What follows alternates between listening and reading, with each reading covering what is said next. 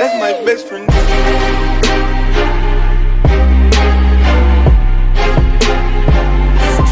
That's my best friend. Hey YouTube, it's your best friend MRP Dissonance. I'm constantly bewildered by the sheer stupidity of people nowadays.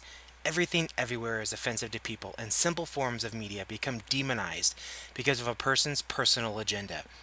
The media in question is an article I read last night submitted by Michelle Villanova for sci-fi.com.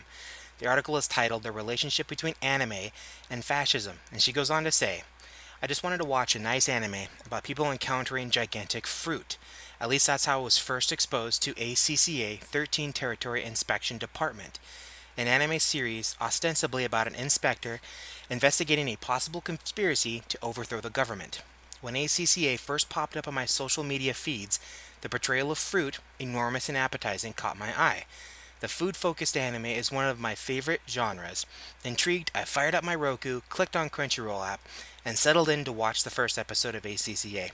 I struggled through the first episode, not because the plot was boring, because it wasn't, not because the characters were bland, they were actually quite charming. My shallow hang-up was with the uniforms.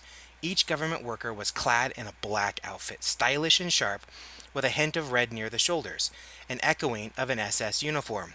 This detail, seemingly superfluous, yanked me right out of my suspension of disbelief and my enjoyment of the anime. This setting is clearly not World War II era Germany. The characters aren't portrayed as evil, and yet the imagery turned my stomach. It dawned on me that I wouldn't feel comfortable seeing people cosplay as these characters, and I deleted this series from my watch list. Was my reaction petty?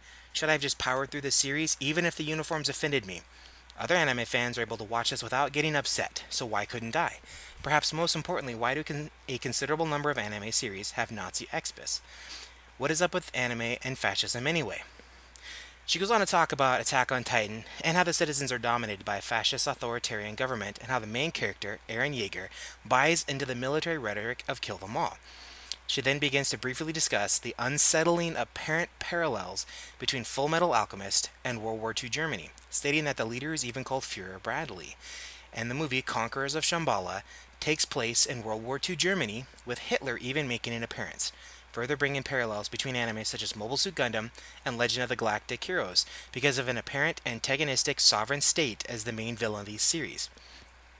I can't even begin to describe the kind of thin-skinned narrow-mindedness it would take to be offended by these anime. But our assumptions don't stop there, calling into question the very nature of Japanese culture. Japan is a country with a rich and storied history, and it has been marred by mistakes of the past, such as the occupation of China, which she brings up, but then states that because of an apparent lack of responsibility and remorse, Japan romanticizes this era in its anime and media, so far as to create new universes within its media that depict Japan as a victor in the outcome of the war. But because of this apparent fascism favoritism, it has leaned the country to be in a xenophobic state, making it difficult for foreigners to come into the country and stay. But to add more nonsense to the article, it then states that because of the moe nature of some of the anime, it has risen a new type of culture that prefers submissive and delicate women, even to go as far as to say certain types of people have adopted this notion of a submissive woman and use pictures of these girls as avatars to depict the type of girl they want instead of quote-unquote uppity feminists. Further going that these moe girls are blank slates, ripe and ready for love and trolly Nazi memes. Continuing on this downward spiral, the article states that while lots of anime can appeal to fascists, what can be done to make sure that these shows are not idealizing it? Most of the shows mentioned depict main characters fighting these regimes, but fascism in anime becomes a problem when fans glorify and emulate these clearly evil characters. Now, apparently I missed the memo where depictions of cute anime girls were lumped into the treacherous waters of Nazi territory, and this whole article is based on nothing but a person's personal agenda and their willingness to be offended by absolutely everything. I'm honestly surprised that the article didn't quote Arnita Sarkeesian and that everything is sexist, everything is racist, and now apparently everything is fascist.